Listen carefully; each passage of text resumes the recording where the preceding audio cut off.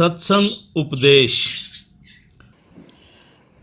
असतो मा सद्गमय तमसो मा ज्योतिर्गमय मृत्योर्माम अमृतम गमय। ए ईश्वर, मुझे असत्य से सत्य की ओर अग्रसर करो, अंधकार से प्रकाश की ओर ले जाओ, मृत्यु से मुझे अमर जीवन की ओर प्रेरित करो। Through untruth, lead me into truth. Through darkness, lead me into light. Through death, lead me into the deathless state. Uttishtat जागृत प्राप्य वरानिन बोधित। उठो, जागो, उस समय तक न रुको जब तक मंजिल ना पालो। Arise, awake, and stop not till the goal is reached. तद्धिधि प्रणिपातेन परिप्रश्नेन सेवया उपदेक्ष्यन्ति ते ज्ञानम ज्ञानिन तत्वदर्शिनम्। इसलिए तत्व को जानने वाले ज्ञानी पुरुष से भली प्रकार दंडवत प्रणाम सेवा तथा निष्कपट भाव से किए हुए प्रश्न द्वारा उस ज्ञान को जान। वे मर्म को जानने वाले ज्ञानी जन तुझे उस ज्ञान का उपदेश करेंगे। श्री मुख वाक्य। भक्त भयहारी जन सुखदायक प्राणाधार श्री सद्गुरुदेव जी महाराज के अमृत उपदेश अज्ञान अंधकार में भटक रहे दुखी मानवों के लिए सदा दैदीप्यमान प्रज्वलित ज्ञान दीपक का कार्य करते हैं। उनके वचनामृत विषय विकारों में फंसे जन साधारण को सत्य पथ पर अग्रसर करने के लिए परम सहायक हैं। महाप्रभु अध्यात्मवाद के अति गहन तत्व को थोड़े ही शब्दों में वर्णन कर दिया करते थे। उनके मुख से निकले हुए एक एक शब्द में सदग्रंथों का सार निहित होता था। हृदय सम्राट वेद, उपनिषद, पुराण और षट दर्शन के लंबे चौड़े उदाहरण नहीं दिया करते थे, बल्कि आप 2-4 शब्दों में ही गहन से गहन सार सिद्धांत का वर्णन कर दिया करते थे।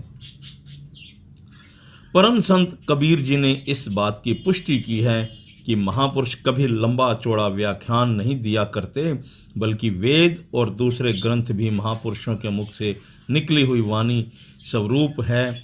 उनका कथन है, वेद हमारा वेद है, हम वेदन के माहे, जो कुछ हम करत हैं सो वेदन में नाहे।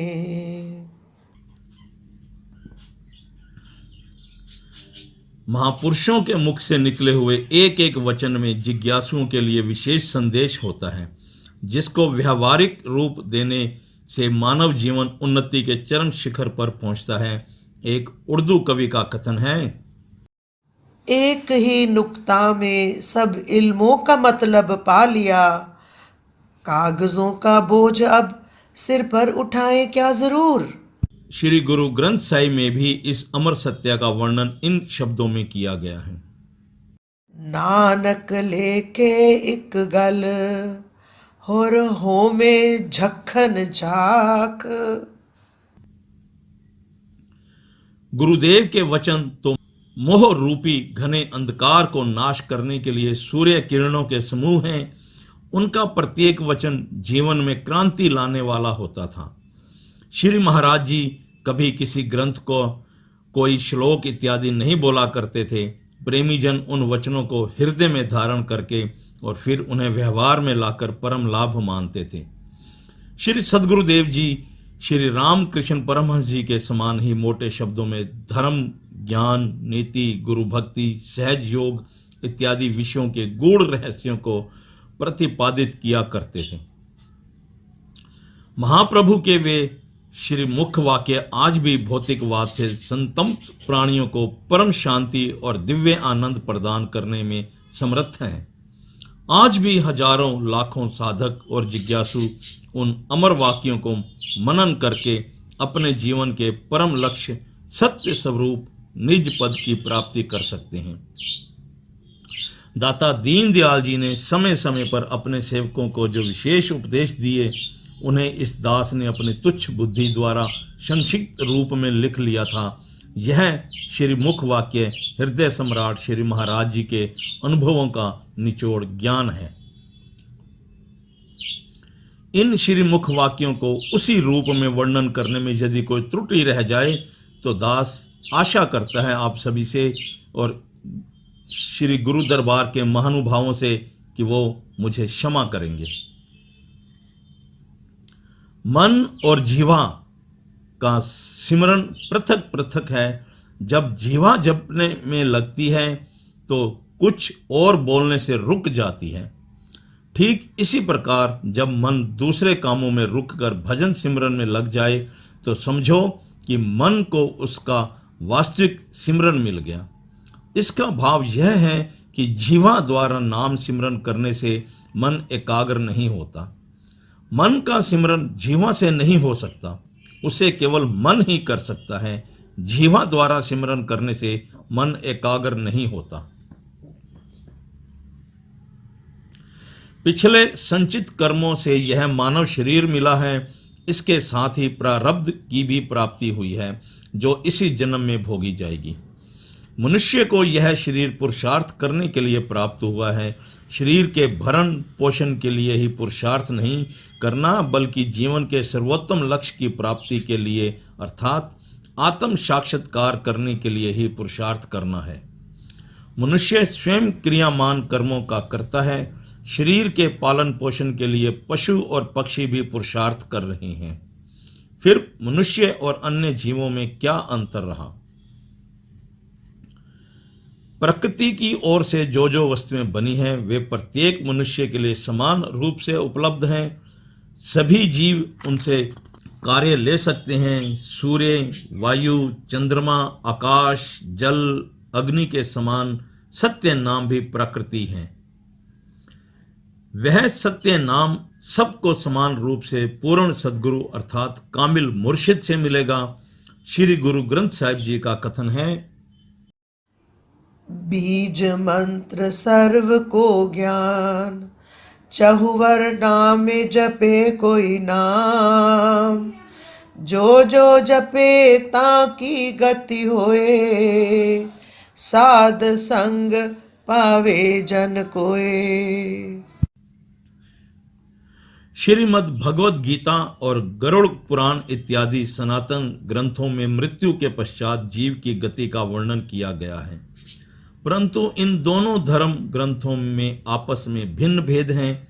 गीता के अनुसार जीवात्मा मृत्यु के पश्चात तुरंत नए शरीर को धारण कर लेता है। गरुड़ पुराण में लिखा है कि शरीर छोड़ने के पश्चात काफी समय तक जीवात्मा भ्रमण करता रहता है। वास्तविक भेद तो सद्गुरु जी ही खोल सकते हैं। कुछ लोग मुकुट बांधकर विवाह करते हैं तथा भगवान राम और श्री कृष्ण का स्वांग रचाते हैं। वे दोनों अवतार तो निर्लेप और समर्थ थे, परंतु यह लोग उनकी नकल करके गलती करते हैं। ऐसे लोगों को चाहिए कि पहले भगवान राम और श्री कृष्ण के समान निर्लेप और सर्वकला संपूर्ण बन जाएं, तब विवाह कराएं। जो लोग कहते हैं कि 25 वर्ष तक ब्रह्मचर्य धारण करके विद्या ग्रहण करनी चाहिए और फिर गृहस्थ आश्रम में प्रवेश करना चाहिए, उन्होंने केवल विद्या अध्ययन और वीर्य को इकट्ठा करना ही ब्रह्मचर्य समझ रखा है। यह गलत धारणा है। वास्तविकता तो यह थी कि 25 वर्ष तक ब्रह्मचर्य अर्थात ब्रह्म आचरण के साधन गुरु से पूछें, फिर योग साधना करें। इस प्रकार ब्रह्म विद्या को प्राप्त करके आत्मदर्शी होकर आत्म राम के दर्शन करें। इस प्रकार के आचरण करने से यदि 25 वर्ष के पश्चात भी मन गृहस्थ आश्रम में जाने के लिए चाहे तो विवाह कर ले, नहीं तो उसी प्रकार भजन अभ्यास में लीन रहे। जन साधारण ने तो केवल 25 वर्ष तक विद्या अध्ययन को ही ब्रह्मचर्य समझ रखा है।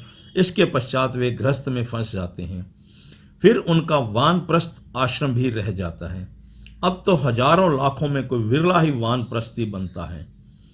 इससे स्पष्ट है कि यदि वे ब्रह्मचर्य आश्रम का ठीक प्रकार से पालन करते तो 25 वर्ष के गृहस्थ के पश्चात सभी वानप्रस्थी बन जाते। वानप्रस्थी का संबंध वैराग्य से है। वानप्रस्थी वही बनेगा, अर्थात विवेक वैराग्य को वही धारण करेगा जिसने संत सदगुरु से ब्रह्म विद्या का उपदेश ले लिया हो।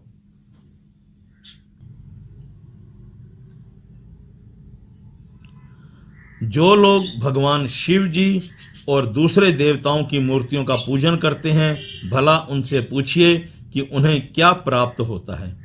वे लोग तो भगवान शिव तथा अन्य देवों से अपने स्वार्थ की सांसारिक वस्तुएं, धन, पुत्र इत्यादि ही मांगते हैं। ऐसा प्रतीत होता है कि वे अपने को भक्त प्रसिद्ध करना चाहते हैं, परंतु जिनको वे अपना इष्ट देव मानते हैं उनका नाम प्रसिद्ध नहीं करते। स्कामी लोगों ने इस प्रकार अपने इष्ट देव को मजदूर बना लिया है, जिनसे वे अपनी मनोकामनाएं पूरी करने के लिए कहते हैं। इस प्रकार की मनमानी उपासना कभी सच्ची भक्ति नहीं कहला सकती। मनुष्य जन्म में ही 84 लाख योनियों के बीज रूप संकल्प होते हैं, अर्थात इस शरीर को पाकर ही 84 खरीदी है और इसी शरीर में ही 84 काटी जाएगी, परंतु इसके लिए किसी देहधारी सदगुरु की शरण में जाना पड़ेगा। अपने शरीर की ममता त्याग कर साधक गुरु के शरीर की तन मन धन से सेवा करे, अर्थात अपनत्व मिटा दे। सदगुरु के ध्यान के बिना आपा भाव कभी नहीं मिट सकता। अपनत्व ही 84 का बीज है। जब त्रेता युग में भगवान राम विद्यमान थे, तब भी सदगुरु की परम आवश्यकता थी। इसीलिए तो भगवान राम ने स्वयं गुरु वशिष्ठ जी से सत्य उपदेश ग्रहण किया था और सच्चे दिल से गुरु की सेवा की थी।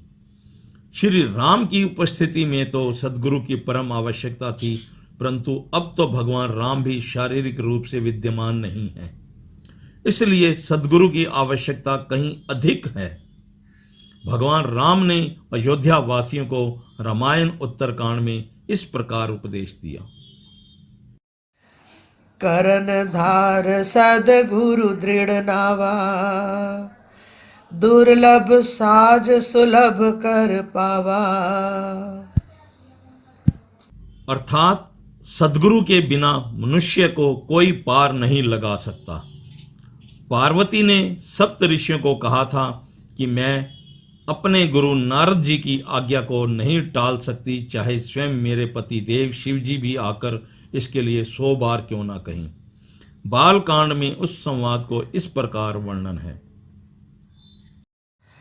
तजहु न नारद कर उपदेसु, आप कहीं 100 बार महेसु। जो लोग कहते हैं कि स्त्री का गुरु पति ही बन सकता है, वे अज्ञानी। जब अंत समय स्त्री की मृत्यु होने लगती है तो कहते हैं कि अब तुम राम राम अथवा गुरु गुरु जपो। यह कोई नहीं कहता कि तुम अपने पति का सिमरन करो।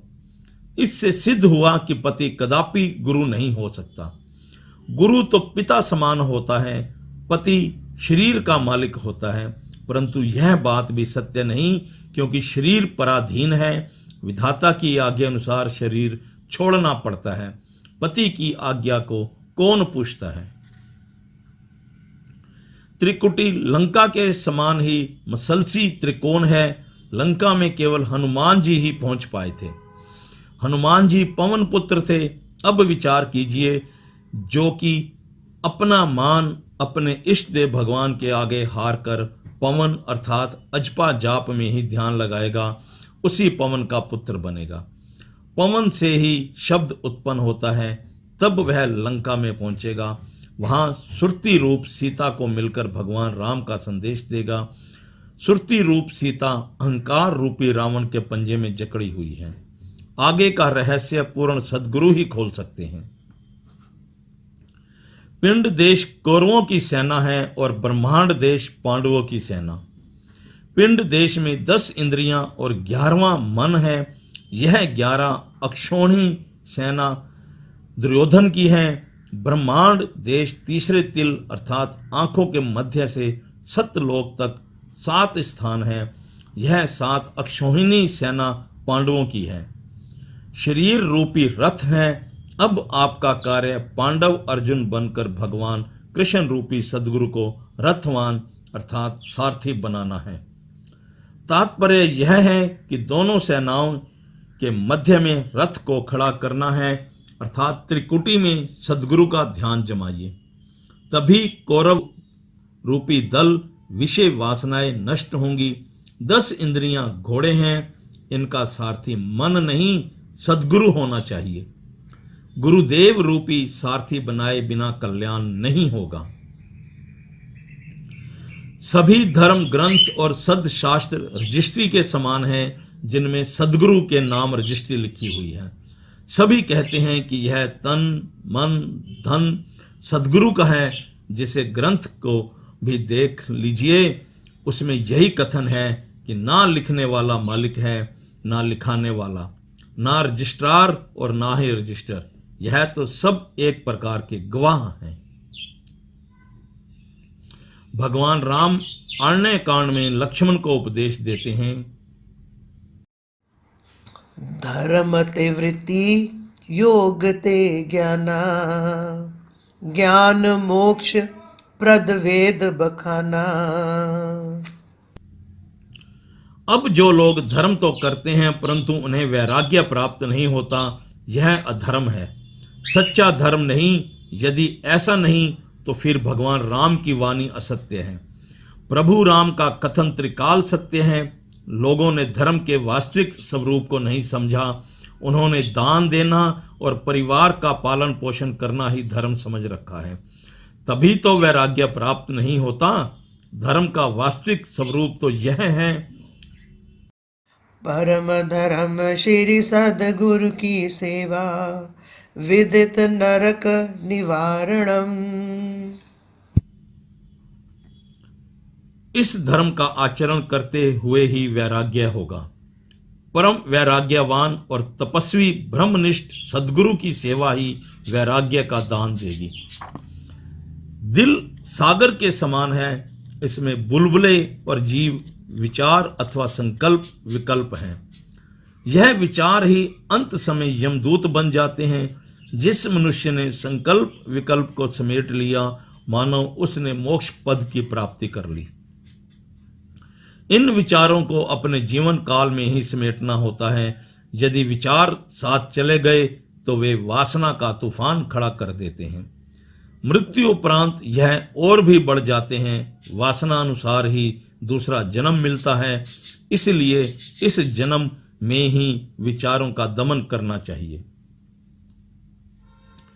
श्री रामचरित्र मानस के उत्तरकांड में प्रभु राम अयोध्या वासियों को यह उपदेश देते हैं, शिवद्रोही मम दास कहावे, सो नर सपने हूँ मोह न भावे।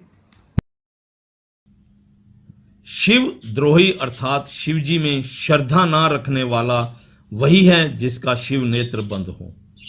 जिसका शिव नेत्र बंद है वह कदापि अपने इष्ट देव आत्मदेव को नहीं मिल सकता, अर्थात उसका दास नहीं कहला सकता।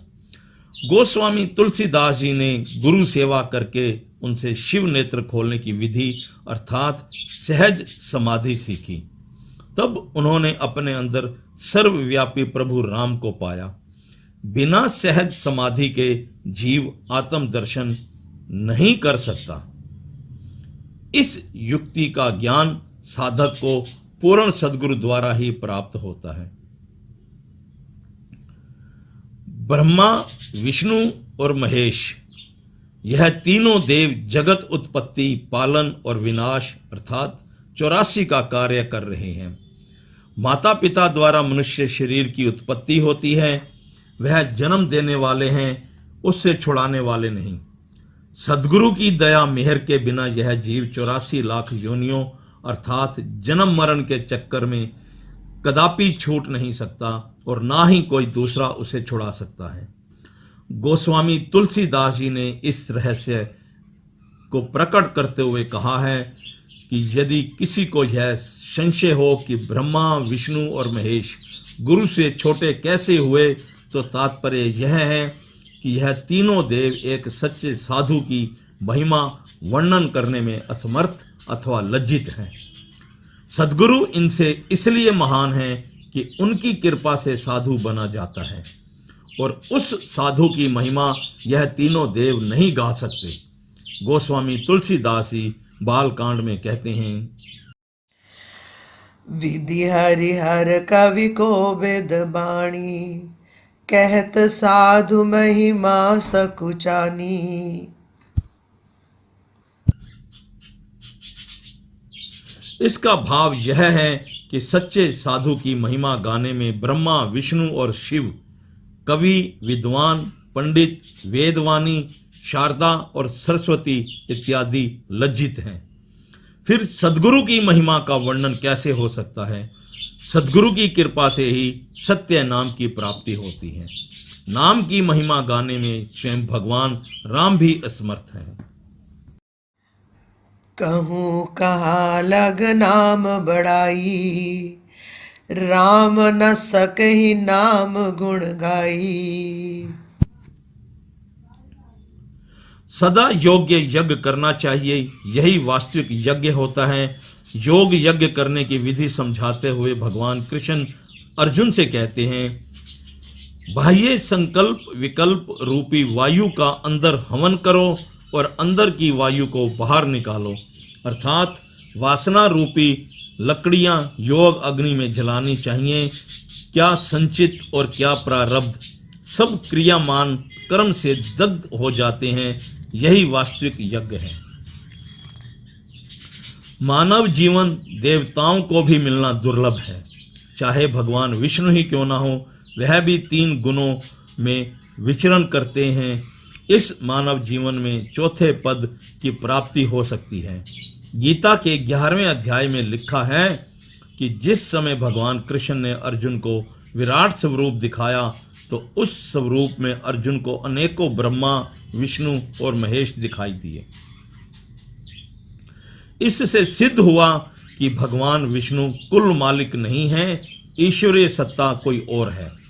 भगवान विष्णु जी तो उस विराट स्वरूप की देह में लाखों थे। अब निराकार सत्ता अर्थात निर्गुण ईश्वर कौन है, जो कि साधु, चोर, वैश्य इत्यादि के अंदर विद्यमान है। बुरे कामों से वह सत्ता जीव को रोक नहीं सकती। इससे ज्ञात हुआ कि सगुण स्वरूप के ध्यान के बिना कुछ प्राप्त नहीं हो सकता। श्री तुलसीदास जी ने भी सगुण मूर्ति का ध्यान किया, जिससे उनके दिव्य चक्षु खुले तो अध्यात्म रामायण की रचना की। साधक के लिए सगुण ध्यान की परम आवश्यकता है। जो लोग गंगा जी तथा अन्य तीर्थों पर जाकर कहते हैं कि हमने अमुक वस्तु का जीवन भर के लिए त्याग कर दिया जिससे हमारा कल्याण होगा, वह जीव अज्ञानी है, क्योंकि उनके मन को जो वस्तु अच्छी नहीं लगती उसका वहां त्याग कर आते हैं।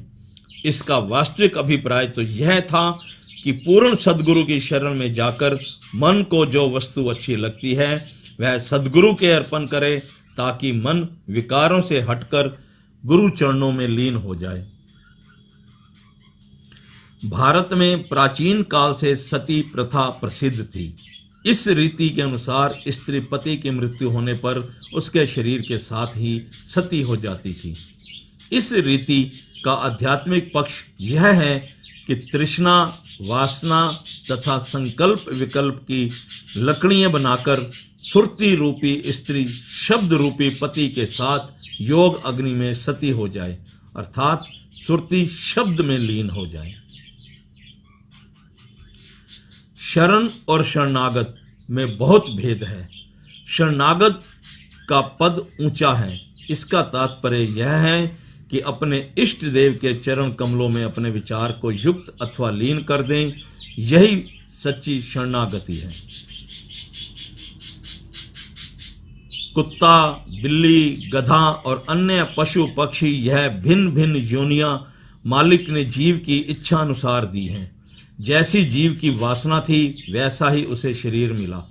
यदि जीव को यह शरीर उसकी इच्छा के विरुद्ध दिए जाते तो जीव तंग आ जाते, प्रसन्न ना होते।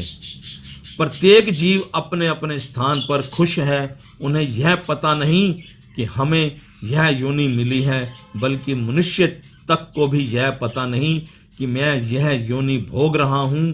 सभी कहते हैं कि हम पहले भी ऐसे ही थे। भाव यह है कि मृत्यु समय जीव का जैसा संकल्प हो उसी के अनुसार उसे दूसरा शरीर मिलता है। अंतः मता सो गता वाली बात है। मृत्यु समय जीव को दीपक दिखाने की प्रथा है। यदि दीपक दिखाने से मुक्ति अथवा गति हो जाती तो मरने वाले के बाद दान, पुण्य, श्राद्ध इत्यादि शुभ कर्म करने की क्या आवश्यकता थी, क्योंकि जिस जीव की गति हो जाए उसे इनमें से किसी वस्तु की आवश्यकता नहीं रहती। गति का अर्थ यह है कि भगवान की दिव्य ज्योति में समा जाए। इससे सिद्ध हुआ कि या तो दीपक देखने से सद्गति नहीं मिलती अथवा वह दीपक ही दूसरा है जिसके प्रकाश को देखने से कि सद्गति प्राप्ति होती है। वास्तविक भेद यह है कि मनुष्य सहज समाधि द्वारा अंदर का दीपक प्रज्वलित करके उसमें सब वासनाओं और तृष्णाओं का शमन कर दे। ऐसा करने से इसी शरीर से मुक्ति मिलेगी। यदि यह कहा जाए कि मरने से ही मोक्ष मिलता है तो 84 लाख योनियों में भी जीव की मृत्यु होती है, फिर उसकी मुक्ति हो गई होती, परंतु ऐसा नहीं होता। वास्तविक मोक्ष तो संकल्प विकल्प को दूर करने से ही मिलता है। श्री रामचरितमानस में ऐसा कथन आया है कि महर्षि विश्वामित्र यज्ञ किया करते थे जिसमें राक्षस आकर विघ्न डालते थे। इसी प्रकार वह यज्ञ संपूर्ण नहीं होता था। तब विश्वामित्र जी महाराजा दशरथ के पास गए और उनसे भगवान राम तथा लक्ष्मण को यज्ञ की रक्षा के लिए साथ भेजने को कहा। इस कथा का आध्यात्मिक महत्व यह है कि विश्वामित्र जी धन इत्यादि से साधारण यज्ञ नहीं बल्कि योग यज्ञ करते थे, जिसमें विषय वासना रूपी राक्षस विघ्न डालते थे, अर्थात उन्हें योग युक्त होकर परम पद प्राप्त नहीं करने देते थे। तब विश्वामित्र जी ने भगवान राम रूपी इष्ट देव को अपने साथ लिया, जिससे वह यज्ञ संपूर्ण हुआ। इस श्री मुख वाक्य का संकेत इष्ट देव के ध्यान के प्रति है। प्राचीन काल में यह प्रथा थी कि वर्ण आश्रम धर्म के अनुसार राजे महाराजे गृहस्थ आश्रम को पूरा करके वानप्रस्थी हो जाते थे। इसी प्रकार वह अपनी धन संपत्ति अपने पुत्रों को देकर तपस्या करने के लिए चले जाते थे। उनके मन में वन में जाकर भी यही चिंता रहती थी कि राज्य का शासन प्रबंध ठीक प्रकार से चले, कोई शत्रु हमारे राज्य पर आक्रमण ना कर दे और बड़े परिश्रम से एकत्र की हुई हमारी धन संपत्ति तथा सुख वैभव का विनाश ना हो जाए। उन राजाओं की तपस्या के पश्चात दूसरे जन्म में भी राज्य ही मिलता था, मोक्ष नहीं। इस प्रकार मुक्ति मिल भी नहीं सकती, क्योंकि वह कोई भी वस्तु गुरु अर्पण नहीं करते थे। जब तक अपनत्व आपा भाव नहीं मिटता और ममत्व रहता है, तब तक मोक्ष की प्राप्ति कदापि नहीं हो सकती। अपने पुत्रों को धन संपत्ति देने से उसमें अपनत्व तो नहीं मिटता और यह आपा भाव ही दूसरे जन्म का कारण होता है। संसार में प्रत्येक जीव का आहार पृथक पृथक है। कई जीव मांसाहारी होते हैं। मांस तो कौवे अर्थात पशु पक्षियों का आहार है। मनुष्य का वास्तविक आहार तो धर्म प्राणता है। जो मनुष्य श्वास रूपी मोती चुगते हैं अर्थात अजपा कमाते हैं, वे बहुत थोड़े हैं। शेष सभी मनुष्यों का तन तो मनुष्यों जैसा है, परंतु करतूत, व्यवहार और आहार पशुओं जैसा है। करतूत पशु की मानस जात, लोक पचारा करें दिन रात। सच्चे जिज्ञासु को चाहिए कि वह गीता के 15वें अध्याय के उपदेश का अनुसरण करें। इस अध्याय में भगवान कृष्ण अर्जुन से कहते हैं, हे अर्जुन, सर्वप्रथम साधक अपने कुटुंब के लोगों की मोह ममता का परित्याग कर दे, फिर उसे भजन अभ्यास का आनंद प्राप्त होगा। आसक्ति भावना का त्याग किए बिना भजन का आनंद कदापि नहीं मिल सकता।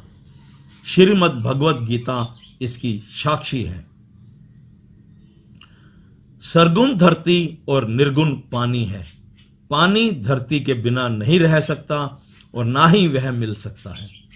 इसी प्रकार सगुण का ध्यान करना मानो एक प्रकार से कुआं खोदकर पानी प्राप्त करना है। सगुण पूजा से ही सब कुछ प्राप्त होगा। यदि साधक निर्गुण उपासना करे और सगुण भक्ति को ना अपनाए तो उसे ना तो सगुण साकार ईश्वर के दर्शन होंगे और ना ही वह निर्गुण तत्व को प्राप्त कर सकेगा। श्री रामचरितमानस का कथन है, जिमि थल बिन जल रह न सकाई, कोटि भांति कोई करे उपाई। मोक्ष सुख सुन खगराई, रह न सके हरि भक्ति बिहाई। अधिकतर सेवक अपने गुरु से प्रार्थना करते हैं कि गुरुदेव हमारे पापों को हर लो, अपने जिम्मे ले लो। जो दुख कर्म हमने किए हैं उनका फल हमें ना भुगतना पड़े। उनकी भावना यही होती है कि गुरु समर्थ होता है, उसे पाप नहीं लगता। गुरुदेव में लोक कल्याण की भावना होती है, वह सदा दूसरों की भलाई के लिए ही काम करता है। प्राचीन समय में महापुरुषों और अवतारों ने जो कार्य किए वे एक दूसरे के अनुकूल नहीं थे। उन्होंने जो कुछ किया उस समय की परिस्थिति अर्थात देश और काल के अनुसार किया। अब जिज्ञासुओं को यह नहीं सोचना चाहिए कि जो काम गुरु गोविंद सिंह जी ने किए हमारे गुरु भी वही करें, तब हम उनको गुरु मानेंगे। इस प्रकार की विचारधारा रखना महान भूल होगी। यदि साधक पिछले महापुरुषों और अवतारों के कार्य को देखते रहेंगे तो उनका कल्याण नहीं हो सकेगा, क्योंकि समय का गुरु अपने देश और काल के अनुसार ही व्यवहार करेगा। यह बात गुरुदेव की इच्छा और मोज पर ही निर्भर करती है कि वह उचित समझे, व्यवहार करे और सेवकों से करवाए।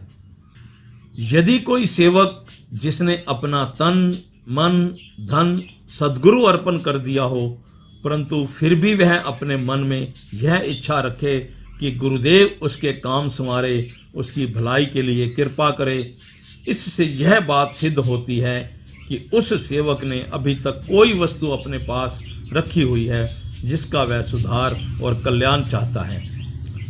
जब तन मन धन गुरुदेव के अर्पण हो गया तो शेष क्या रहा जिसका सुधार होगा।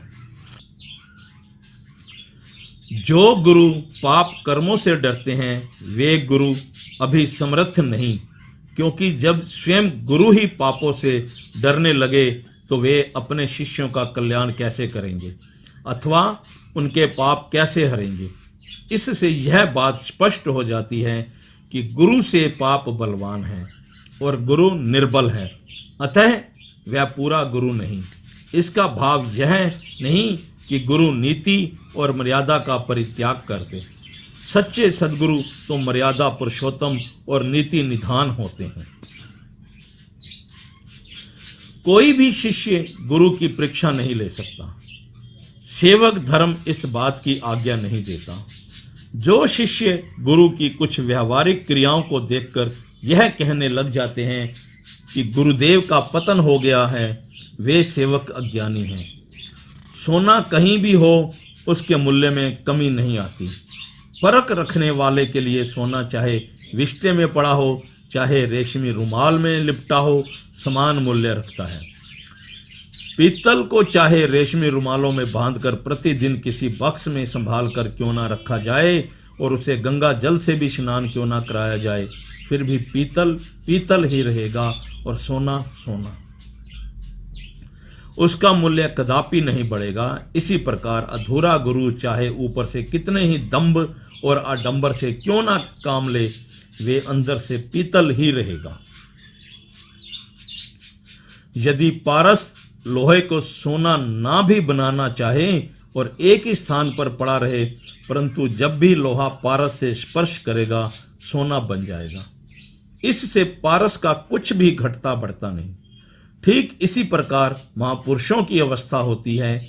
महापुरुष तो पारस मणि के समान होते हैं, जो व्यवहार कार्य करते हुए सहज स्वभाव से ही जिज्ञासुओं को पार उतार देते हैं। यह उनकी असीम कृपा है कि वे देश देशांतर में विचरण करके अपनी दया मेहर से सेवक का बेड़ा पार कर देते हैं।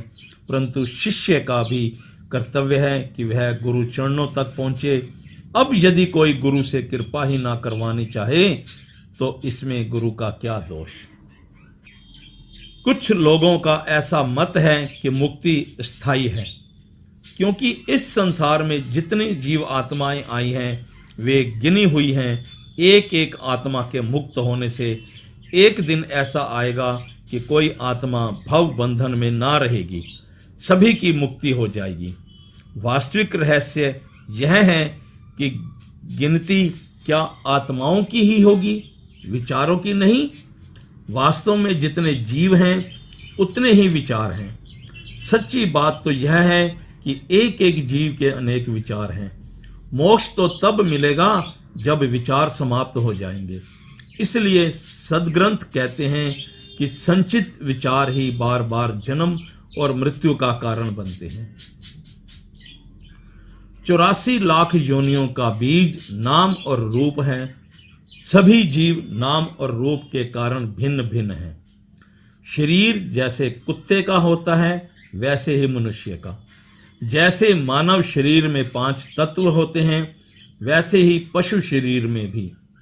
जैसी आत्मा इस तन में है वैसी ही उस शरीर में आत्मा विद्यमान है। मानव शरीर को पाकर हमने उस रूप और नाम को अपना मान लिया है।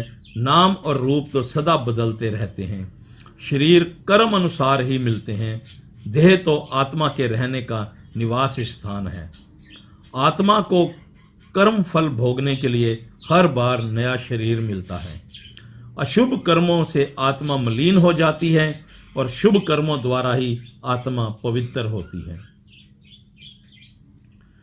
बाहर की आंख और बाहर के प्रकाश ने हमारे अंदर अनेक प्रकार के काल्पनिक चित्र अर्थात नक्शे बनाए हैं। अब अंदर की आंख और अंदर के ही प्रकाश से यह नक्शे मिट जाएंगे। अंदर के यह नक्शे ही विभिन्न योनियां हैं। अंदर जो सत्य वस्तु है उसका संग करना चाहिए, यही बाहर के सत्संग का अभिप्राय था। सच्चा सत्संग वही है जो अंदर की सत्य वस्तु के साथ संबंध करा दे। ईश्वरीय ज्ञान तो पहले से ही मस्तिष्क में विद्यमान है, परंतु सांसारिक प्रवृत्ति के कारण वह आच्छादित हो गया है, जैसे धुएं से अग्नि। उस ज्ञान को व्यवहार में लाने से पता चलता है कि अंतःकरण शुद्ध होता तो कर्म करने पर ज्ञान हमारे सामने आया। वैसे तो कोई भी प्राणी कर्म के बिना किसी समय भी खाली नहीं रह सकता, परंतु जो कर्म ज्ञान के संबंध में किए जाएं वही उत्तम है। ज्ञान और कर्म कभी समाप्त नहीं हो सकते, दोनों अजर अमर हैं। ज्ञान का कर्म के साथ होना और कर्म ज्ञान सहित होना यही माननीय है।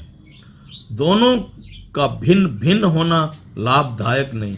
शुष्क वेदांत से भी कुछ लाभ नहीं और ईश्वरीय ज्ञान के बिना कर्म भी सांसारिक प्रवृत्ति में बंधन का कारण है। वाचक ज्ञान परमार्थ सिद्धि का हेतु नहीं। भक्ति के बिना यह ज्ञान एक ऐसी गाड़ी के समान है जिसका केवल एक ही पहिया हो। भक्ति जनक ज्ञान उस हंस के समान है जो भक्ति और ज्ञान दोनों पंखों से व्योम मार्ग आकाश में पक्षी की चाल से उड़ता हुआ अपने निज पद में पहुंचता है। यही परमहंस संतों का निज स्थान है, जहां से वे लौटते नहीं। इस जन्म में अथवा आज से करोड़ों जन्म पश्चात जब तक यह जीव गुरुदेव को तन मन धन अर्पण नहीं करेगा, उसे मोक्ष नहीं मिल पाएगा, क्योंकि कोई शूरवीर ही इन बंधनों को त्याग कर सकता है। जब तक जिज्ञासु के मन में संसार से प्रीति है तो वह अवश्य जन्म लेगा, परंतु जब तक उसे मृत्यु लोक से निराश होकर संसार से वैराग्य नहीं होगा, शांति कदापि नहीं मिलेगी। जो मनुष्य गुरु की आज्ञा नहीं मानते और गुरु की सेवा नहीं करते, वे मन की आज्ञा से सारा जीवन अपने कुटुंब की सेवा तथा अपने शरीर के भरण पोषण में लगे रहते हैं। सेवक तो वह फिर भी कहलाते हैं, परंतु गुरु सेवक नहीं, मन के सेवक। गुरु धारण करके ही परम पद की प्राप्ति होती है और जीव समाधि स्थित हो जाता है, परंतु वास्तविक रहस्य यह है कि गुरु के ध्यान को हृदय में धारण करने से ही ऐसा संभव हो सकता है। जल सकल धरती के अंदर व्यापक है, इसका सबको पता है। यदि जल धरती के अंदर है तो बीज छिड़क देना चाहिए, वह स्वयं जम जाएगा, परंतु ऐसा नहीं होता। यदि कहीं जल धरती के ऊपर स्वयं आ भी गया तो धरती और बीज दोनों को नष्ट कर देगा। ऐसे ही यदि कोई बिना विधि के भगवान का सिमरन करके उसे प्रकट भी कर ले तो उसका परमार्थ सिद्ध नहीं होगा और उसको सद्गति नहीं मिलेगी। वेदांत बुरा नहीं है और ना ही मैं वेदांत के विरुद्ध हूं, परंतु कथनी वेदांत को मैं नहीं चाहता। अद्वैत भाव से पूर्ण व्यवहारिक वेदांत का उपदेश मैं देता हूं। जब माया की चमक दमक तुम्हें तंग करे तो तुम मेरे तिल का ध्यान करना, तब माया कुछ प्रभाव ना डालेगी। बनावटी फकीरी में भी अमीरी ठोकर खाती है। यदि सच्ची फकीरी हो तो स्वर्ग के लोग भी तरसते हैं। संसार की जब कोई भी शक्ति फकीर को अपनी ओर आकर्षित नहीं कर सकती, तब स्वर्गीय शक्तियां उसे आकर्षित करने के लिए प्रकट होती हैं। सत्संग उपदेश। संतों का जीवन लोक हित के लिए होता है। उनके प्रत्येक कार्यकलाप में उपकार की भावना निहित होती है।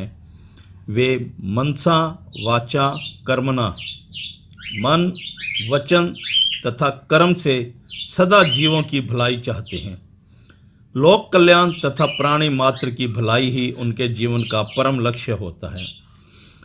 वे अपने लिए नहीं, दूसरों के लिए जीते हैं। जग तारण दाता दीनदयाल जी का महान जीवनी भी इसी ध्येय निमित्त था। श्री सद्गुरु दयाल जी ने अपने जीवन के प्रत्येक क्षण को सच्चे अर्थों में सदुपयोग किया। महाप्रभु का अधिकतर समय सत्संग में व्यतीत होता था।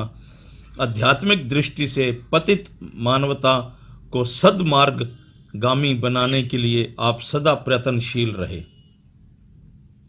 जहां आपके मुख से निकला हुआ एक एक शब्द प्रेमियों के कानों में एक रस सा घोल जाता था, वहां आपके आदर्श और महान व्यक्तित्व का भी इसमें कुछ कम हाथ नहीं। श्री सद्गुरुदेव जी का व्यक्तित्व ऐसा प्रभावशाली और आदर्श था कि जिसकी एक झलक पाने के लिए सेवकों की आंखें सदा तरसती रहती थी। महाप्रभु के सुंदर चौड़े तेजोमय मुखमंडल और दिव्य प्रकाश की आभा से युक्त पूर्ण खिले हुए लाल कमल के समान मतवाले नेत्र शिष्यों के दिलों में तीर के समान खुब जाते थे। आपका नील कमल के समान सुंदर श्याम वर्ण था। बाई नासिका पर जो सुंदर तिल था, उसमें तो मानो प्रेमियों का दिल बसा रहता था। सिर पर गुलाबी रेशमी रुमाल बांधे, नेत्रों पर सुनहरी ऐनक लगाए, मंद मंद मुस्कुराते हुए श्री महाराज जी की दृष्टि जिस पर पड़ी, वह मानो घायल सा हो गया। महाप्रभु का सुंदर कोमल सुडोल और लंबा पावन शरीर था। हृदय सम्राट की भुजाएं अवतारी महापुरुषों के समान विशाल थी और वे घुटने से भी नीचे तक आती थी। श्री सद्गुरुदेव जी काफ़ी लंबा और चौड़ा सफ़ेद चोला पहनते और बारीक वायल की धोती धारण करते थे। श्री चरणों में कभी आप चरण पादुका और कभी जोड़ा पहनते थे।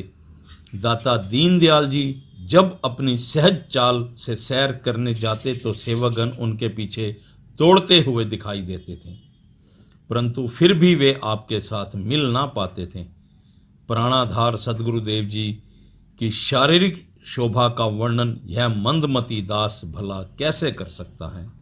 उनकी शोभा तो करोड़ों काम देवों को लज्जित करने वाली थी।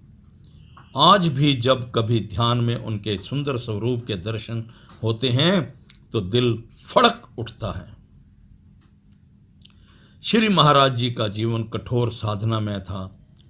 महाप्रभु ब्रह्म मुहूर्त में उठकर योग युक्त होते, उसके पश्चात सैर करने के लिए जाते थे, फिर स्नान इत्यादि से निवृत्त होकर बहुत ही सादा जल पान करते थे।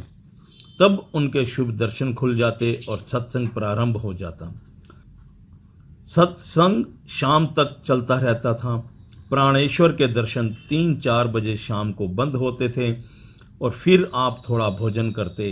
भोजन में खुश्क फुल्का और केवल एक सब्जी अथवा दाल का प्रयोग करते। भोजन के पश्चात थोड़ी देर आराम करके हृदय सम्राट सैर करने चले जाते। इधर जिस आश्रम में आप विराजमान होते वहाँ संगत आपकी प्रतीक्षा करती रहती थी। हजारों की संख्या में प्रेमी सेवक श्री सद्गुरुदयाल जी के सैर पर लौटने पर शुभ दर्शन करते और सत्संग वचनामृत सुनते। रात्रि का यह सत्संग 12-1 बजे तक चलता था। इसके पश्चात श्री महाराज जी विश्राम करते थे।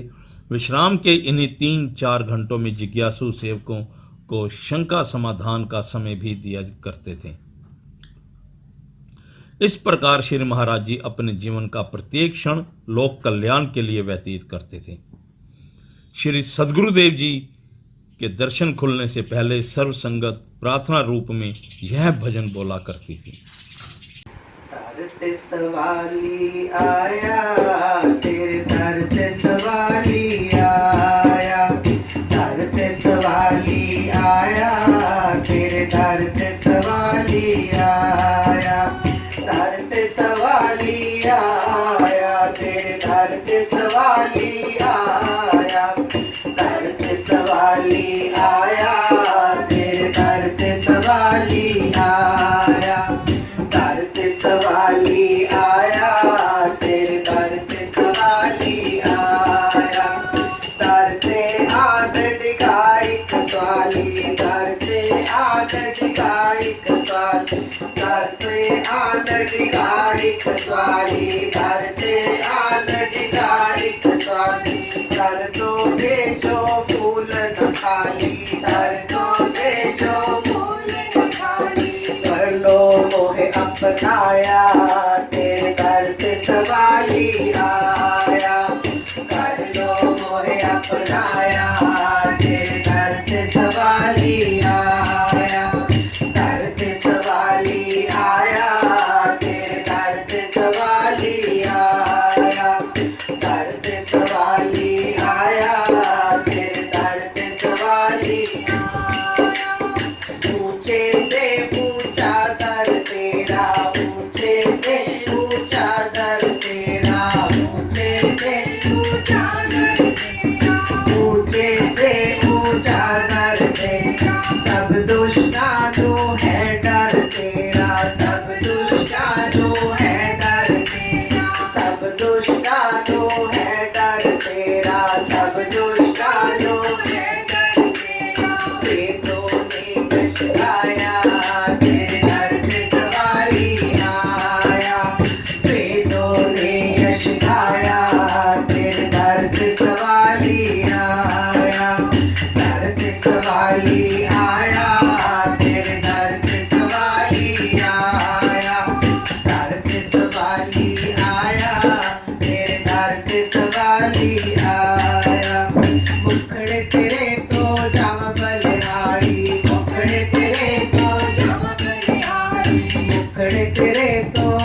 बलिहारी मुखड़े तेरे को जाऊं बलिहारी दर्शन दी अति छवि प्यारी दर्शन दी अति छवि प्यारी भक्ता के मन भाया तेरे दर पे सवाली आया भक्ता के मन भाया तेरे दर पे सवाली आया दर पे सवाली आया तेरे दर पे सवाली आया दर पे सवाली आया तेरे दर पे सवाली आया दास अर्जा करता आवे दास अर्जा करता आवे दास अर्जा करता आवे दास अर्जा करता आवे आचरणाते शीश नवावे आचरणाते शीश नवावे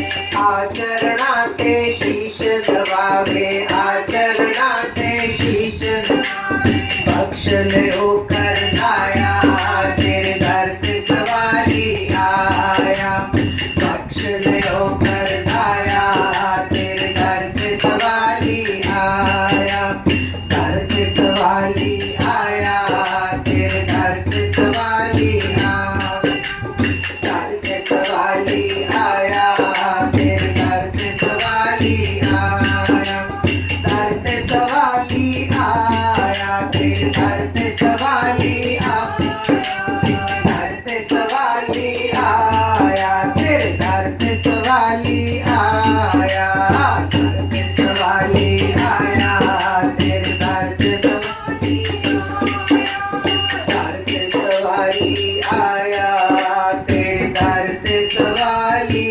आया बोलो जयकारा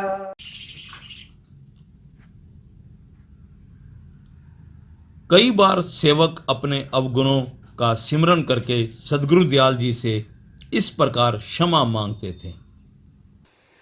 तू बख्श ले मेरे आसाइयाँ मैं निर्गुण दर ते आया तू बख्श ले मेरे आसाइयाँ मैं निर्गुण दर ते आया तू बख्श ले मेरे आसाइयाँ मैं निर्गुण दर ते आया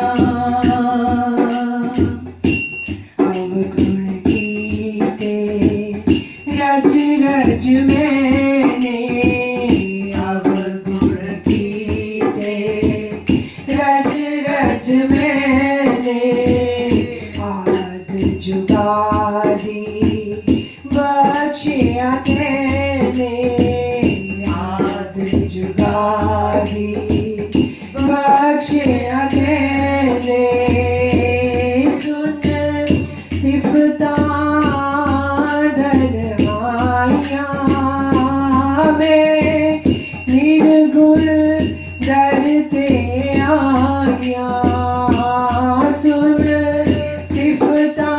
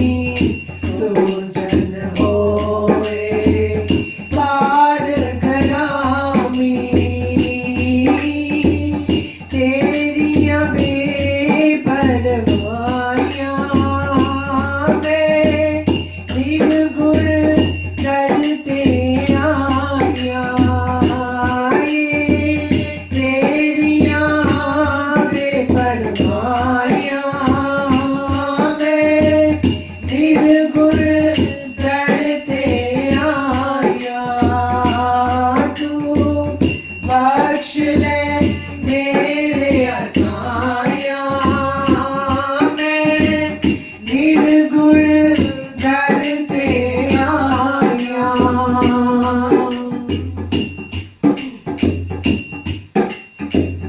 बिन दुखिया एक अर्ज गुजारे बिन दुखिया एक अर्ज गुजारे राख के आस पड़ा हूँ द्वारे राख के आस पड़ा हूँ द्वारे मैं आसा और चुकाया मैं निर्गुण दर ते आया मैं आसा और चुकाया मैं निर्गुण दर ते आया तू बख्श ले मेरे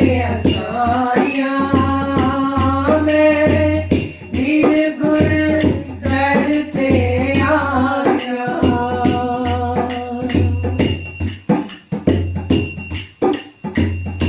पल्ले खर्चना कौड़ी मेरे पल्ले खर्चना कौड़ी मेरे दासन दास पड़ा दर तेरे दासन दास पड़ा दर तेरे कर देओ माफ खटाइया मैं निर्गुण दर ते आया कर देओ माफ खटाइया मैं निर्गुण दर ते आया तू बख्श ले मेरे असाया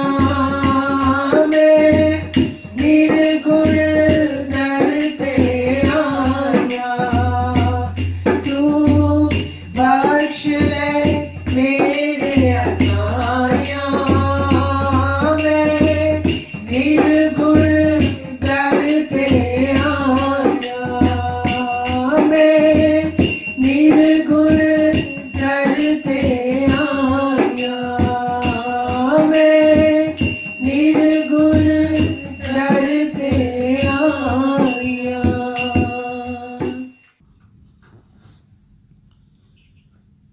फिर श्री महाराज जी के दर्शन खुल जाते थे। सर्व संगत बहुत प्रसन्नता पूर्वक महाप्रभु के शुभ दर्शन करके अपने नेत्रों को शीतल करती थी। श्री सद्गुरुदेव जी दास से यह भजन सुनकर बहुत प्रसन्न होते थे।